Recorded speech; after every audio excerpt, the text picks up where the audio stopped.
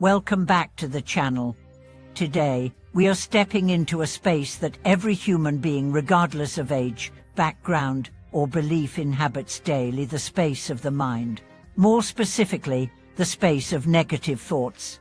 Have you ever tried to silence them, only to hear them more louder?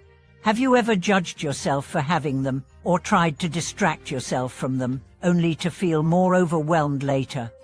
We all know what it feels like to be caught in a loop: worry, anger, shame, self-doubt, regret. These thoughts come uninvited and often stay longer than they should. But here's the deeper question. What if the goal isn't to eliminate negative thoughts but to understand them? What if peace doesn't come from fighting the mind, but from befriending it? Today we'll explore how to deal with your negative thoughts, not with force, but with wisdom. And we'll do it through the lens of Buddhist insight, which has helped people for over 2,000 years find freedom from mental suffering, not by escaping thoughts, but by transforming their relationship to them. Let's begin with this liberating truth: you are not your thoughts. That single realization can change your life. Thoughts arise in your mind like clouds in the sky. Some are light and lovely. Others are dark and heavy. But none of them define the sky itself. The sky, your awareness, is untouched.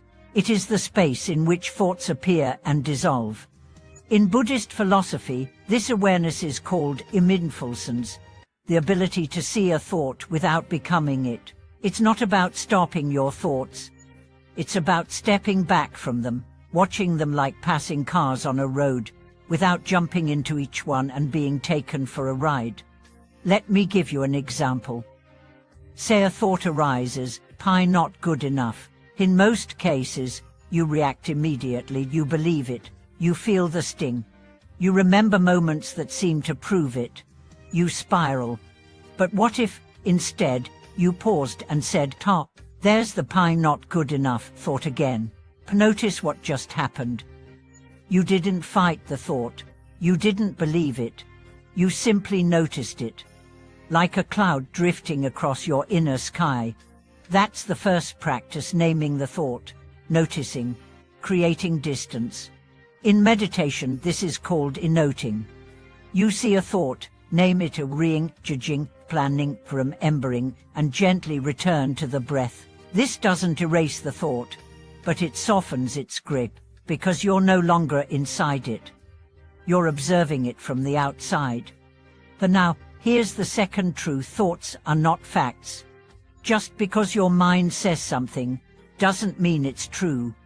Imagine you had a friend who constantly criticized you, judged you, told you the worst-case scenario every hour. Would you trust that friend? Oh, you'd probably create distance. But here's the paradox: we treat our negative thoughts like truth even when they're just noise. Buddhist teacher Jack Kornfield says, the mind is like a drunk monkey bitten by a scorpion, drunk on emotion, leaping from thought to thought, full of fear. So how do we deal with this monkey mind? By training it with compassion. Not control, not discipline, compassion. That brings us to the third practice: beat or loving kindness. When a negative thought arises, instead of resisting it, we offer kindness. I see you. I know you're here. I don't hate you. But I don't need to believe you, either. You'd be amazed how much power a thought loses when met with gentleness. Let me share the story of Ravi. He struggled with anxiety for years, especially about his future. Thoughts like, I'll fail, I'll be alone, nothing will work out, ran constantly through his mind. He tried therapy, he tried medication. But it wasn't until he discovered mindfulness and loving kindness that things began to shift. Each time the thoughts came, he paused. He placed his hand on his heart, and she said, it's okay, I'm here. I don't need to believe this right now. Slowly, his nervous system began to calm. His breath deepened. The thoughts didn't vanish, but they no longer defined him. You see, the mind becomes quieter when it feels seen. Not judged, not silenced, but seen. That brings us to the fourth truth: thoughts are impermanent. This is one of the core teachings of Buddhism, Anicca. Nothing lasts. Emotions rise and they fall. Thoughts appear and they pass. If you can just breathe and stay present, you'll watch the storm pass without being swept away. Try this now. Close your eyes for a moment. Take a slow breath in and out. Now ask yourself, what thought am I thinking right now? And then simply wait. You'll see that the thought appears and with no resistance fades, like a wave returning to the sea. And that brings us to the fifth practice, non-identification. You are not the thinker. You are the awareness in which thinking happens.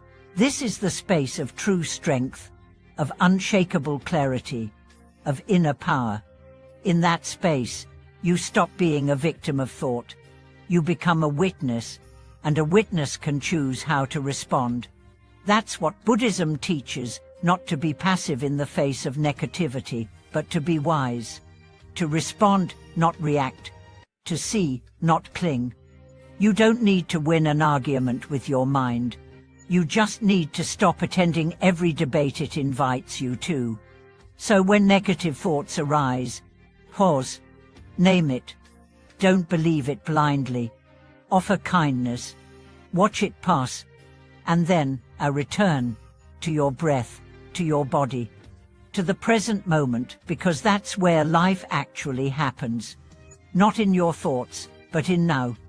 Let me leave you with this reflection. The mind is not your enemy. It's a frightened child, a confused narrator, a protector that never learned to rest. But you are awareness. And when awareness is kind, the mind finds peace. So, I want to hear from you. What's the one negative thought that shows up most in your life? And what would happen if you met that thought not with fear, but with mindfulness? Share in the comments. Let's create a space of honesty and healing. If this message brought you clarity, give the video a like, subscribe to the channel, and turn on notifications. This is your space to breathe deeper, live wiser, and love harder. Thank you for being here. Until next time, watch your mind like a sky watches clouds. And remember, the storm is never stronger than your stillness.